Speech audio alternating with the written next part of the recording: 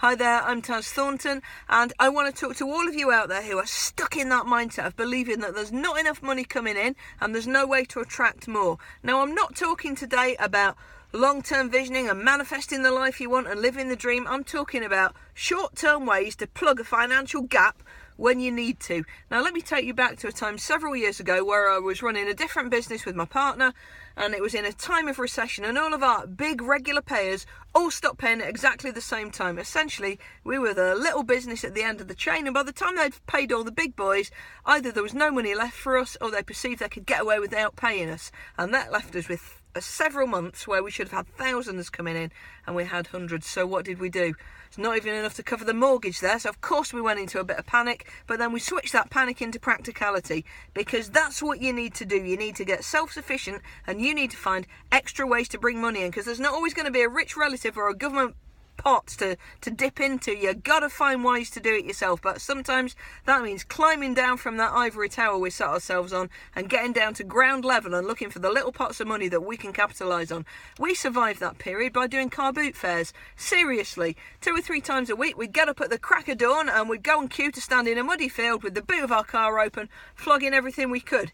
We were selling things like unwanted gifts, household items we weren't using, ornaments, clothes we weren't wearing, anything at all that we could find. We were there in the middle of that field and flogging it, and that kept us going. That, and plus I'm quite creative, so I started making things that I could sell as well. We were keeping the business going and doing everything we could to plug that gap.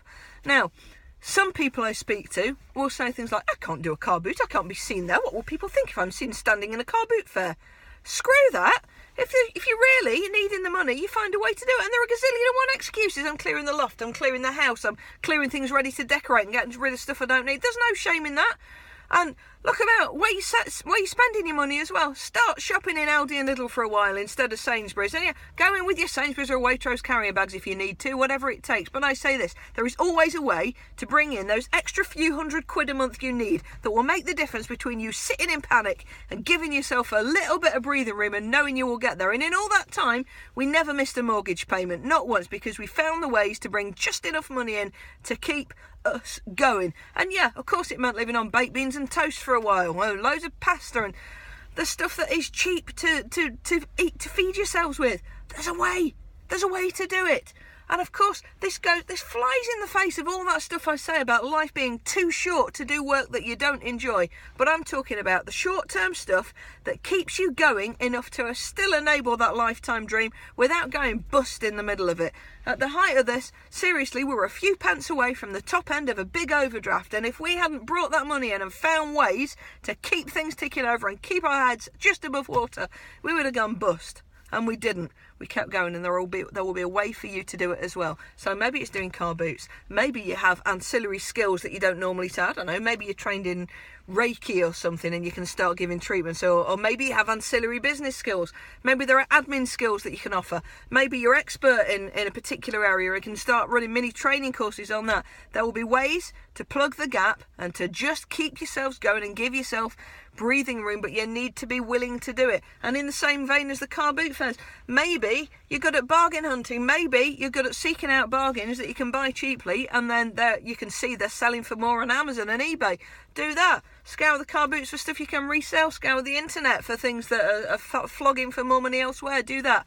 Whatever it takes. But here's the question. Is it really a case of there is no money for you to get, or is it a case of you perceiving that the effort it will take to bring in those few £100 is more painful than the perceived pain of staying in that poverty mindset that you're in? If that's the case, it's not really a case of you can't, it's a case of you won't. And in that case, stop moaning about it and just get on with it. And I'll leave you with this one final thought. When we were in our most difficult times financially, we still had our Sky subscription.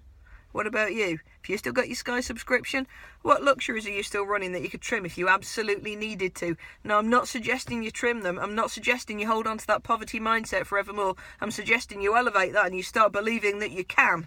And one of the ways to believe that you can is to show yourself that you can attract and make your own money when you need to. If somebody had a gun to your head, you could find ways to attract money like that, I promise you. So sit there with a piece of paper and list ways you could bring in money right away if you needed to. You just got to start thinking about things differently. There's There's money out there. It's just that you need to climb down from where you're sitting. You need to be willing to step out of ego a little bit, and you need to be willing to find those pots of money and get out and get them. That's part of having an entrepreneurial attitude. Find the money when you need it.